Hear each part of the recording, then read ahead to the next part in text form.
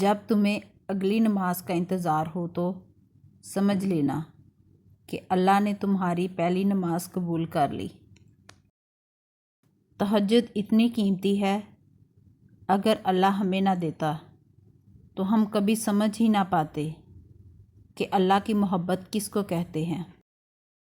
جس چیز کی طلب اگر تمہیں تہجد کے قریب لے آئی ہے تو وہ چیز اللہ کبھی ادھوری نہ چھوڑے گا، وہ نواز کے ہی رہے گا۔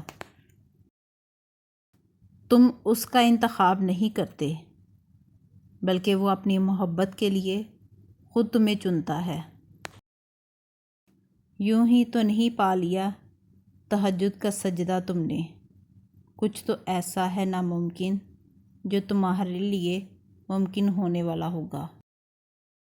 جو کہانی تہجد تک پہنچ جاتی ہے پھر وہ کبھی ادھوری نہیں رہتی۔ چاہت سے نصیب تک کا جو فاصلہ ہے وہ بس ایک دعا ہے۔ تہجد میں بہنے والا ہر آنسو اللہ سے کن کہنے کی سفارش کرتا ہے۔ جو آپ کو نماز کی نصیحت کرتا ہے اور آپ کو نماز کی ترغیب دیتا ہے، وہی آپ سے سب سے زیادہ پیار کرتا ہے۔ بات تہجد کی ہے تو ذرا محبت سے سنیے گا۔ تہجد کی نماز وہ واحد نماز ہے جو مؤذن کی نہیں بلکہ دل کی اذان پر پڑھی جاتی ہے۔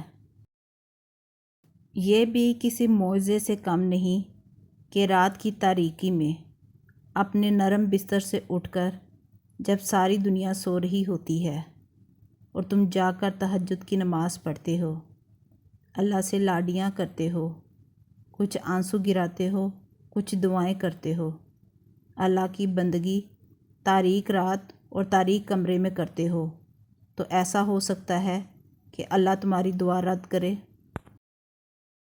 جب رات کے آخری پہر اللہ تمہیں خود چنتا ہے تہجد پڑھنے کے لیے، تو پھر سوچو تمہیں خالی ہاتھ کیسے لوٹائے گا۔ اس لیے جب بھی رات کے آخری پہر آنکھ کھلے تو اسے بے وجہ مت سمجھ لینا، اس کا مطلب اللہ تم سے تہجد میں ملاقات کرنا چاہتا ہے۔ فجر اور تہجد خاموش نمازیں ہیں، ان میں بہائے گئے آنسوؤں کی پکار صرف اللہ دیکھتا اور سنتا ہے۔ تب ہی تو ان میں مانگی گئی دعائیں اثر رکھتی ہیں، تب ہی تو ان کو ادا کرنے کے بعد انسان کا دل سکون سے بھر جاتا ہے۔